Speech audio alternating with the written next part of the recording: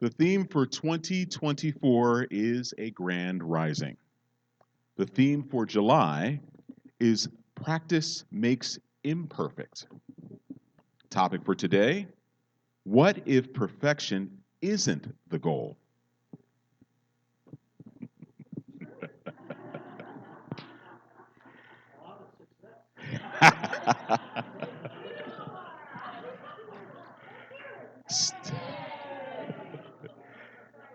Steve Maraboli offers this for your reflection.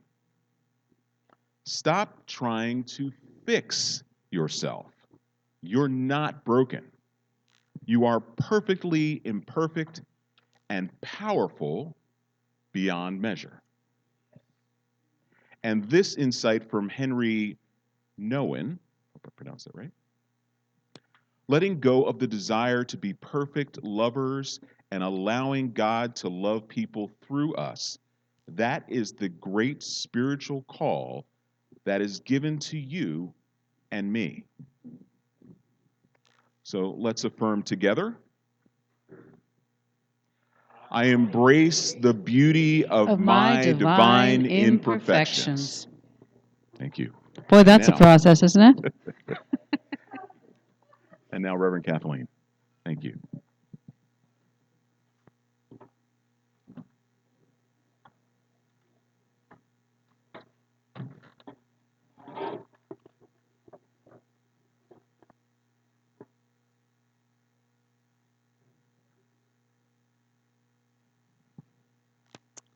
So it is with pure delight that I would like to introduce to you Reverend Dr. Michelle Wadleigh, who I have known for many, many years. Many years. It goes way back.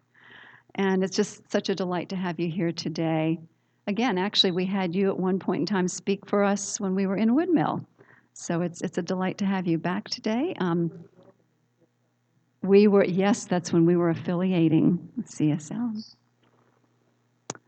So she is a coach, a master teacher, speaker, workshop and retreat facilitator, and a prayer practitioner, co-founder of Planned Happiness Institute and coaching and PHI Coaching Academy. She's been a coach for over 20 years as a graduate of IPEC Coaching Institute. Michelle, my daughter Michelle, study in the same place. She founded the Center for Spiritual Living, New Jersey, 22 years ago, and spent years developing courses in forgiveness and shadow work with the books that complemented them called Forgiveness, A Path, A Promise, A Way of Life, and the other one is Shadow Work, A Spiritual Path to Healing and Integration. She has other books as well, Prosperous Me, 40 Days to Freedom, A Lenten Practice for the Modern Mind. She also has a book called And So It Is, a book written specifically for individuals who take issue with the word God. And, and the other one is May Silence Be Your Guide, a guide to a self-paced silent retreat. So let's begin with a standing ovation. Let's give a standing ovation for Reverend Michelle Wadleigh. Come forward.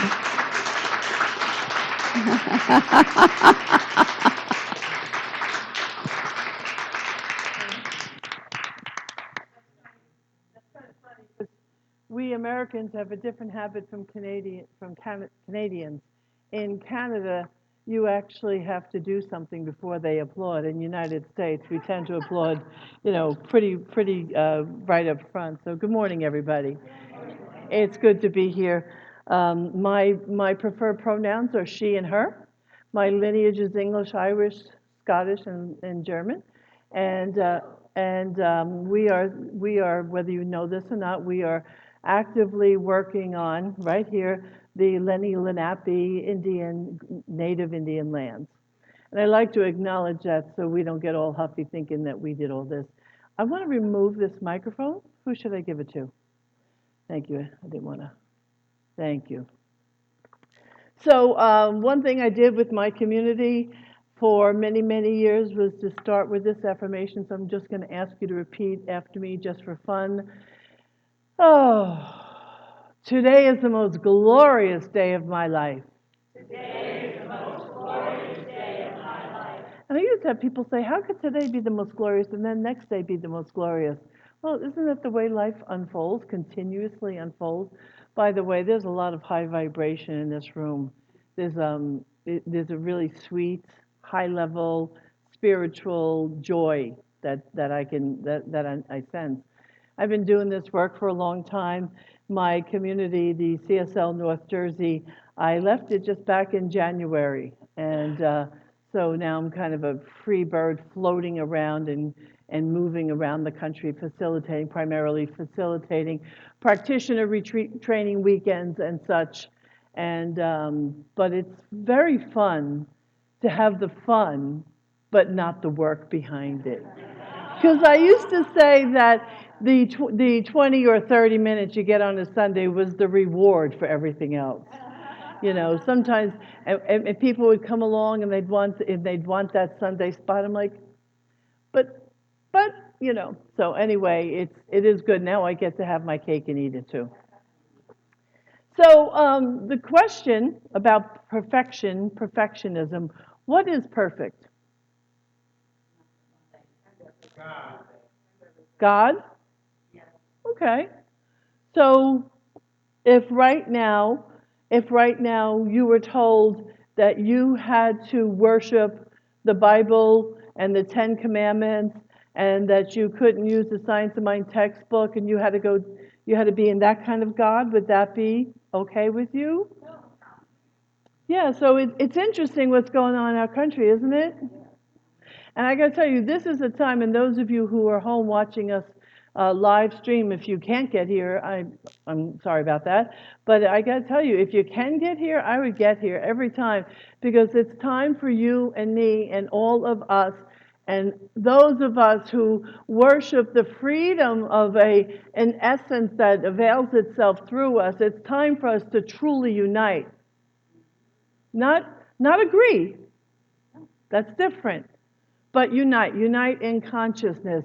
Because if we don't, anybody see the show? What is it on Netflix?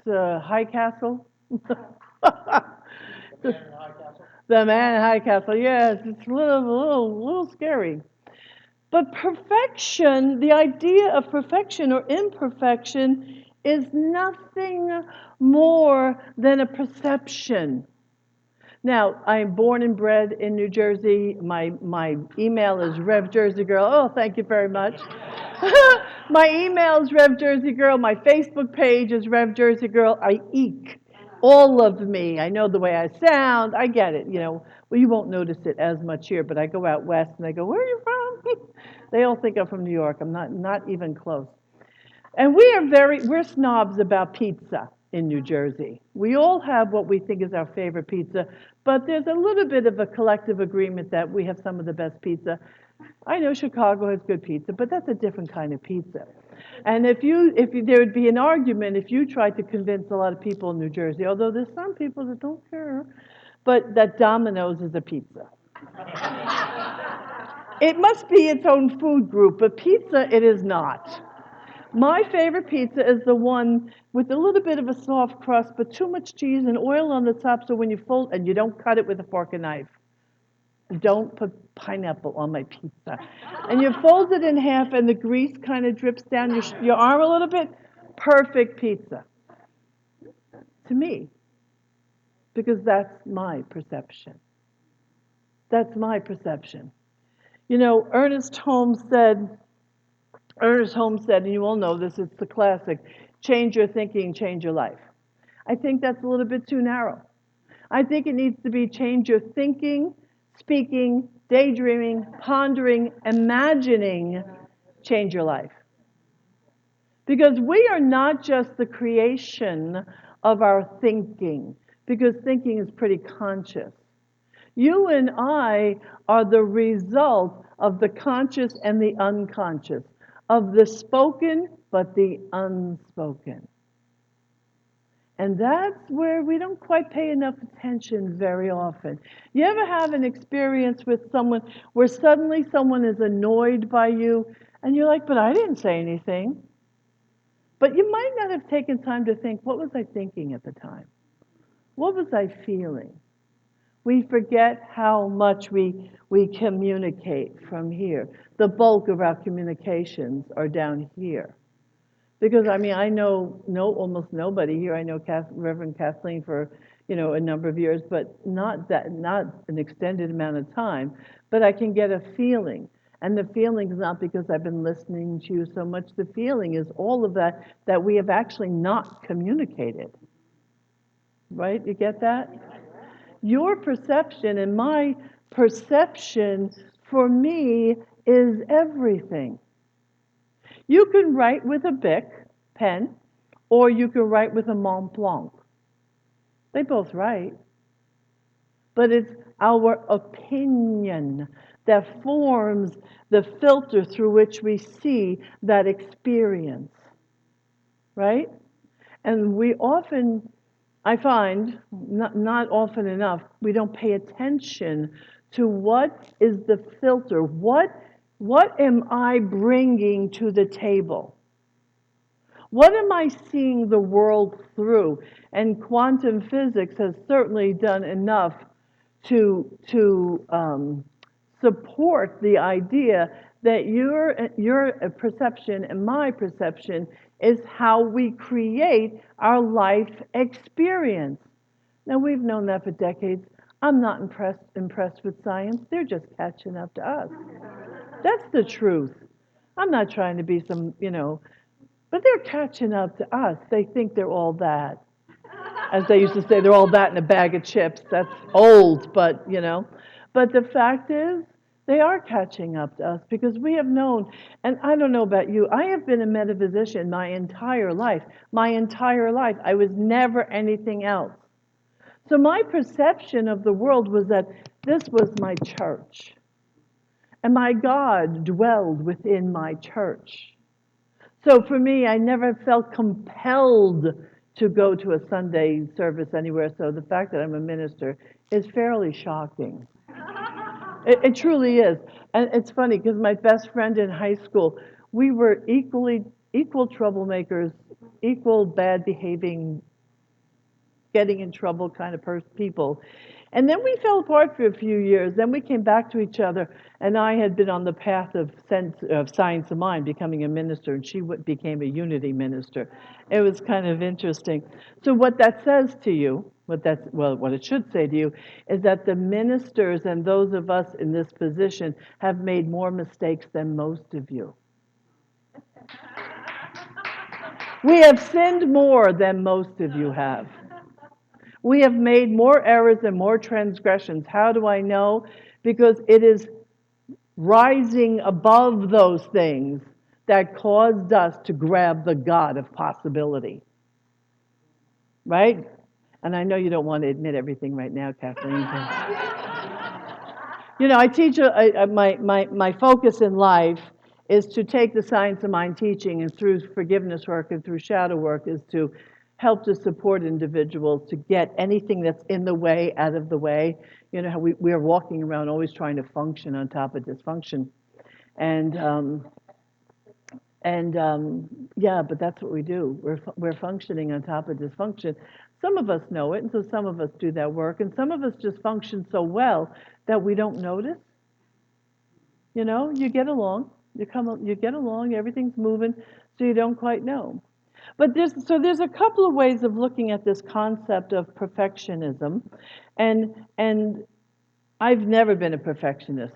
I don't dress in that way. I don't fuss with my body that way. My house is not that way. My car is not that way. I just don't have that thing. And I'm grateful because I see people that have that thing. It's hard to be them. Anybody in admitted perfectionism? It's hard for you. Recovering. That's hard. It's hard. But it's hard because of what it causes you to do. But let's talk about it. I'm going to bring up 5 separate things that, for a reason that we might want to let go of our perfectionism, or what it does for us, because it can lead to chronic stress and anxiety. Because if you think this is the standard, and you're only getting to here. That couple of inches could drive a perfectionist crazy. Okay? Enhanced creativity and productivity. As we strive for perfectionism, we can stifle our creativity. And what a shame that is. One of my favorite quotes from home is he said, "Create or perish. Create or perish." But if you and I have a concept that this is the way something should look, Bridezillas. Perfect example. And my third son is about to get married. His wife isn't really a bridezilla, but you know, and I just did a wedding last week. We did this wedding. We were in Stroudsburg. The wedding was in Bangor at a barn. She came out on a horse, which was a total, like, it was interesting. The horse was great. It's their horse, but the trainer didn't show up in time. And the day before the rehearsal, I turned to the bride and I said, let go of your expectations. Because if you don't let go, you're going to have a really rough time. They can't really hear that. But I had to try. I had to try. The horse did behave that day. Although my granddaughter, she did not want to be the flower girl, so that did not work out. So perfectionism can also create very unrealistic relationships. If I think you're supposed to be a certain way to me, if I think that we are supposed to be a certain way together, I set myself up for disappointment tremendously. Because with that expectation or the concept of perfectionism, I have these ideals in my mind. And then here's what we do. Not only do we have the ideals that are unrealistic, we don't communicate them. And then we wonder why you didn't meet them. It's a non-worker. It doesn't work in any direction at all. But that doesn't mean we don't stop trying to do it. Letting go of perfectionism encourages self-acceptance. I have actually tried and failed more than most people I know. I'm not an educated woman, and for a long time that was a bother. The Reverend Doctor comes out of training in Anton, and all the work that I've done for 25 years and all the books I've written and the courses I've created, but I do not have a single degree. And so for many years, that kept me from being me. And it took a lot of work to decide I didn't need that to be okay. I didn't need it. Now, that doesn't mean I get accepted all places. It's a challenge. It's not necessarily, it's a challenge. Let's just say it's a challenge. But no longer for me. I let go of that need. So now I can just show up being the me that I want to be with having some false idea that I needed the title in order to be okay. So that causes a lot of self-compassion. When you number 5, and when you focus on progress rather than perfectionism, you are more likely to take action and achieve your goals. So what happens is, if you've heard it a million times, enjoy the process, enjoy the path, not just the end result, but the path, the process. I had many students over the years, of course, but I had this one woman who was in a really funky relationship with this gentleman, and she, in her life, was a very jealous woman. She used to say all the time that she didn't even know how her first husband survived her. She was so jealous, painfully jealous. And then when they divorced and she met this other person, she didn't recognize, because she was blinded by the wounds and the trauma that we carry into relationships until we heal them. She was blinded by that, and she was in this relationship not realizing that he was out floating around having a good time other places. And when she started doing her work and she started getting stronger, She stopped being jealous, and, but she also didn't recognize that he was still philandering because she became okay in her own skin. But then she raised her standard. She raised her standard for her own life. And where this gentleman prior would always have a way to walk his way, talk his way back in, oh, he had a good game. He had a good game, and she fell for it every time. But when she finally healed the things that needed to be healed and let go, she decided she wanted more for herself. And it was one word. One night she walked in and she had made the decision. And with one word, she ended her relationship with him. And she said, well, 2 words. Actually, 3 words because the contraction? I don't know. She said, we're done. But her done had so much power in it. It wasn't a loud, we're done. It was, we're done. He literally picked up his stuff and walked out the door. That's what happens when you become okay about who you are, and instead of trying to be what you're not and trying to be likable and trying to be accepted and trying to be the smartest one in the room or the prettiest one in the room or the most creative one in the room or the wisest one in the room, instead of doing all that, you just decide to be you.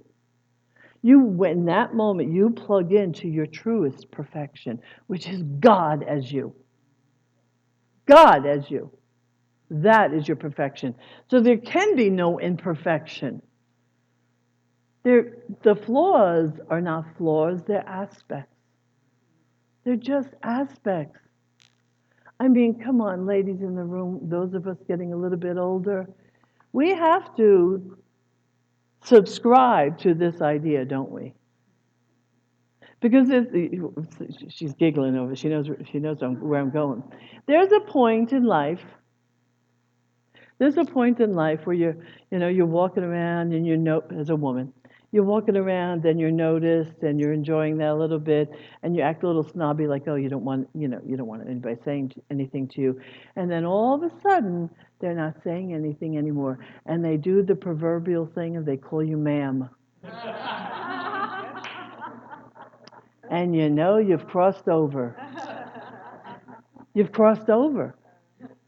Now, you men don't have that. You do it differently. You do the aging thing differently. And I know we always say the men just keep getting better looking, and that's just so unfair. But even that is perfect, because now what happened, and I wrote a blog about this a few years ago. Now, at my age, my size, who I am, all of me, I'm almost invisible. And it's glorious because I notice things while people are not noticing me. I see stuff in ways I never could have seen it when I was being noticed. All of that comes from being willing to embrace the authentic essence of who I am, because I had to learn to stop criticizing myself. And I won't, thank you. You know what? That's a really good thing to applaud, because I know that inside, I just know, because I know people, that our minds are so busy finding fault. Our minds are so busy measuring ourselves. Minds are so busy criticizing ourselves. But there is a point, and I don't remember where Holmes says this, but he does suggest in the textbook that every day we should remember our perfection. But here's what I'm going to say to you. Commit right now today to never again speak a word against yourself. Never again speak a word against yourself. Ever. You.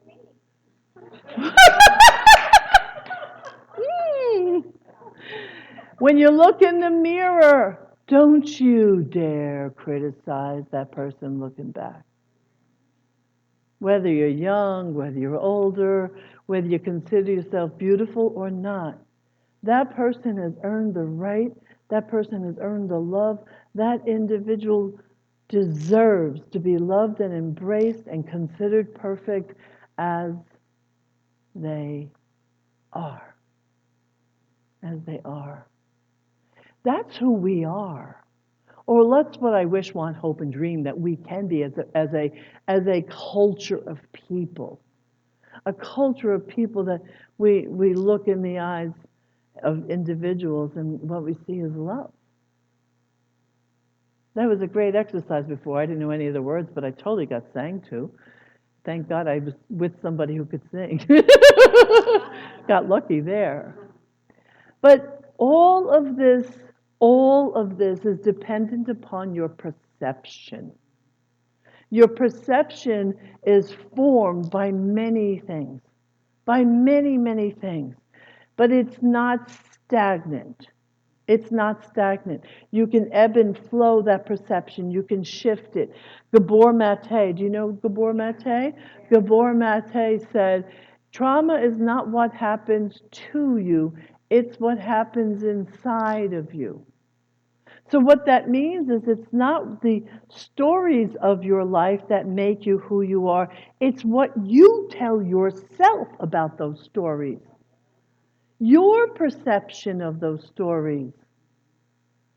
The beautiful thing about what I get to do for a living, especially now, because on Sundays we have to be a little bit more, generic, but when I'm in my classroom and I'm listening to individuals, the beauty of the dance that I get to do with these people and just reminding them of their divine perfection with all their faults, with all their failings.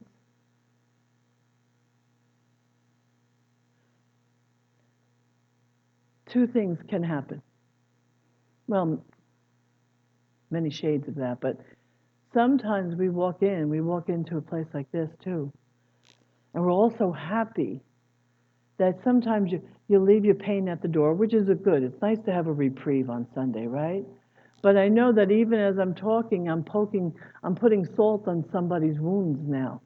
Because sometimes we are so busy trying to pretend to be okay that we're not allowing ourselves to heal.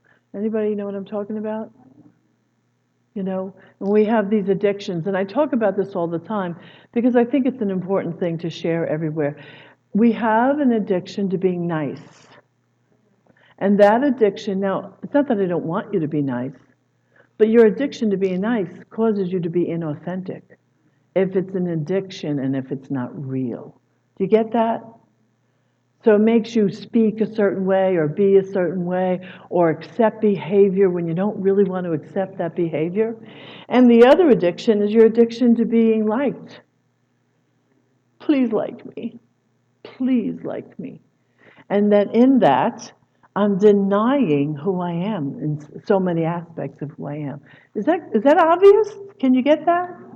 So how this ties into perfectionism is, and this actually ties into Don Miguel's Four Agreements too. It should be your favorite book. It's a total perfect blend. It's a perfect complement to what we do in this work.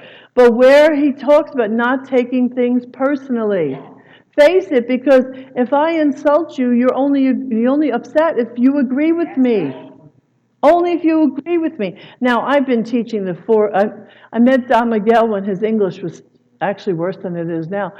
But there was a day that it was difficult because I met him before he went big, and we housed him up at the CSL Morristown because that's where I started my career, and he said, and this is probably the message that I now want most people that I'm next to get: don't believe what other people say, and don't believe what you say about yourself, unless what you're saying has been refined.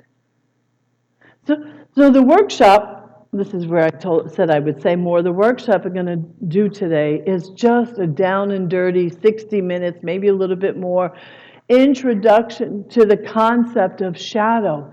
And I do it in a way that completely complements the Science of Mind teaching. And it's completely rooted in prayer and the concepts that you and I are already subscribing to. But why do I do this? Because while we have a lot of kind, nice, happy smart, joy-filled people in this movement, some of it is surface. He's laughing in the back.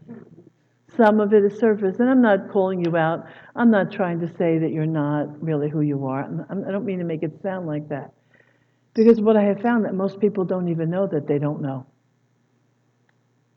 And so once we look to that inner landscape, that indwelling place where all, not only is the pain here, but the resource for possibility is here.